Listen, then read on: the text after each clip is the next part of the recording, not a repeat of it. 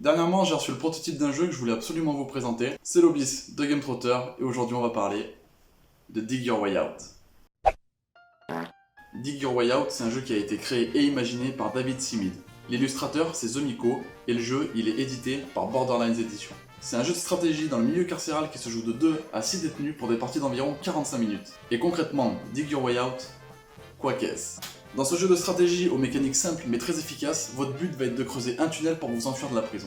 Il faut savoir que le jeu a été financé grâce à une campagne Kickstarter qui s'est terminée début juillet. Les jeux vont être livrés vers le mois de décembre et le jeu sortira en boutique début 2020 d'après l'éditeur. Je vais maintenant vous expliquer les règles du jeu. Avant toute chose, comme d'habitude, on n'hésite pas à s'abonner à la chaîne et à mettre le petit pouce bleu, ça me fait toujours autant plaisir. Le but du jeu, c'est d'acquérir des outils plus ou moins performants afin de creuser dans votre cellule un tunnel pour vous échapper. Lorsque vous avez un ou plusieurs outils dans votre main, vous pouvez retourner dans votre piole et vous mettre à creuser. Et pour ça, vous avez juste à valider les cartes outils que vous avez dans la main sur votre plateau de joueur et ça vous coûtera une action. Lorsqu'un joueur atteint le nombre de points requis, il l'emporte et la partie s'arrête. L'alarme anti-évasion de la prison se met à sonner et les autres restent bloqués dans la prison à vie. Il faut savoir que les points de tunnel, ils varient selon le nombre de joueurs. Lors de votre tour, vous allez pouvoir jouer deux actions. Utilisez en plus votre pouvoir passif une seule fois dans la partie, ou encore utiliser le pouvoir de votre gang si vous décidez de rentrer dans un gang. Il faut savoir qu'il y a deux types d'actions, les actions libres que vous allez pouvoir effectuer n'importe où dans la prison, et les actions de lieu qui seront disponibles seulement dans les lieux où vous vous trouvez dans la prison. Comme vous pouvez le voir, toutes ces actions elles sont disponibles sur votre plateau personnage pour une meilleure lisibilité. Du coup, on va commencer par étudier les actions dites libres. Vous allez pouvoir tout d'abord vous déplacer en lançant le dé. Le résultat du dé va indiquer le lieu dans lequel vous allez pouvoir vous déplacer. Par exemple, si je fais 4, je peux me déplacer dans le réfectoire et dans la cour. A savoir que certaines cartes actions vont vous permettre de vous déplacer n'importe où dans la prison ou dans les lieux que vous voulez.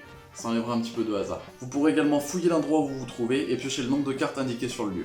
A savoir que dans votre main, vous n'allez pas pouvoir dépasser 10 cartes. Au-delà, vous allez devoir en défausser. Comme je vous ai dit un petit peu plus tôt, vous allez également pouvoir rejoindre un gang. Les gangs vont pouvoir vous aider grâce à la carte action que vous allez prendre. Pour adhérer au gang, il vous faut tout simplement les objets qu'ils vous demandent, c'est-à-dire soit une casquette, soit un bandana, soit une montre, etc. Et comme on est en prison, bien évidemment, vous allez pouvoir racketter les autres joueurs pour leur voler des outils et des cartes. Vous allez les racketter grâce aux armes que vous allez pouvoir fabriquer et acheter. On va parler des combats un tout petit peu plus tard dans la vidéo. Vous allez également pouvoir fabriquer une arme ou un outil si vous disposez des composants nécessaires. Et enfin, dernière action, vous allez pouvoir jouer une carte action de votre main. Voilà pour les actions dites libres, on va maintenant passer aux actions sur chaque lieu. Dans chaque lieu de la prison, vous allez pouvoir faire plus ou moins de choses. Par exemple, dans les cellules, vous allez pouvoir creuser votre tunnel. Dans l'infirmerie, vous vous soignerez après avoir pris une raclée. On va voir un tout petit peu plus tard comment on peut se prendre une raclée. Dans le réfectoire, vous allez pouvoir voler une cuillère. Et enfin, dans la cour, vous pourrez trafiquer en achetant et en vendant des objets contre des cigarettes qui sont la monnaie du jeu. On a déjà fait le tour des actions de lieu, vous voyez que ça va très très vite. On va maintenant un peu parler du racket et des combats plus en détail. Lorsqu'un joueur veut en racketter un autre, il lui dit quelle carte il veut lui voler, donc soit une cuillère, soit une pelle, soit une pioche, et ensuite il pose une arme devant lui pour l'intimider. Si le joueur ciblé a la carte outil demandée, il peut coopérer en lui la donnant, auquel cas le combat n'a pas lieu. Si le joueur il n'a pas l'outil demandé ou s'il n'a pas envie de lui donner, alors le combat sanglant démarre. A tour de rôle, les joueurs vont abattre devant eux les cartes armes qu'ils ont en main. Dès qu'un joueur ne veut plus ou ne peut plus abattre de cartes, il perd le combat et reçoit directement une raclée. Si le défenseur perd, il doit alors donner l'outil demandé, ou s'il ne l'a pas, l'attaquant piochera une carte au hasard dans sa main. Un joueur peut prendre jusqu'à 2 raclées. Un joueur avec une raclée ne pourra plus faire l'action fabriquée.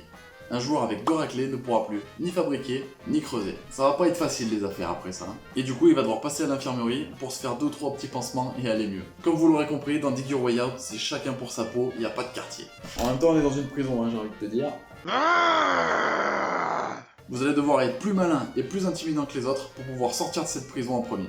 Je vais maintenant vous dire ce que moi j'ai pensé du jeu. Je trouve que c'est un très bon jeu qui peut s'adresser aux néophytes du jeu de société parce que les mécaniques sont très simples et le jeu se déroule tout simplement. Malgré la simplicité des mécaniques, elle reste très efficace et le jeu est d'une fluidité exemplaire. On peut peut-être parfois lui reprocher de miser un petit peu trop sur le hasard, mais du coup, vu qu'on a des cartes actions qui nous permettent de choisir le lieu où on se dirige, ça va. Du coup, on a là un jeu haletant où la tension est perpétuelle. Un peu d'alliance et un zeste de bluff et vous obtiendrez là des parties assez cocasses. Les différents gangs, les pouvoirs passifs et les modes de jeu font que ce jeu a une rejouabilité exemplaire. Ils varieront également le gameplay pour notre plus grand plaisir. Les illustrations et l'ambiance font que l'immersion elle est vraiment présente.